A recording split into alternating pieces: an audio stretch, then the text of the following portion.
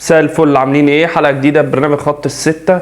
اللغط داير اليومين دول على نهائي كاس مصر، يتلعب فين؟ يتلعب في مصر، يتلعب في السعودية، يتلعب في الامارات، وكأن ان احنا ما عندناش منشآت وما عندناش جماهير وما نقدرش نملى استاد وما نقدرش ننظم.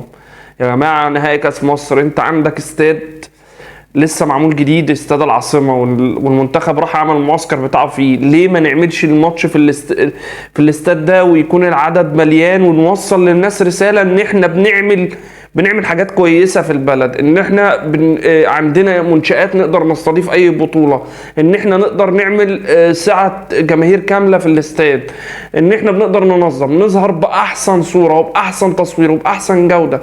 اللي هيتصرف بره نصرفه جوه وهنعمل احلى شغل. ليه رايحين للسعوديه؟ السعوديه محتاجانا. السعوديه بتنظم بطولات كبيره، بتنظم احداث كبيره وعالميه، مش محتاجه نهائي كاس مصر. لكن انت اللي محتاجه، انت اللي محتاج تنظم نهائي كاس مصر، محتاج تنظم نهائي اي بطوله عشان ترفع من مستواك وتصنيفك على مستوى قاره افريقيا والشرق الاوسط. كدوله تقدر ان هي تنظم، مش بس لما عاوز انظم بطوله كاس الامم الافريقيه. ما انا عندي اهلي وزمالك، استاد ممكن يتملي، ممكن يتحط فيه عدد يفوق 100,000 متفرج. انا مش عارف هما بيفكروا ازاي. انا اتمنى ان نهائي الكاس يتلعب في استاد العاصمه الاداريه وبعدد جماهير كامل وفوق الكامل بشويه.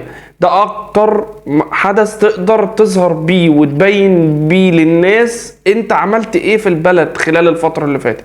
انت خليت المنشآت عاملة ازاي، رفعت من مستوى البنية التحتية ازاي، رفعت من مستوى التأمين والتصوير والكلام ده ازاي. ليه نطلع بره؟ مش عارف.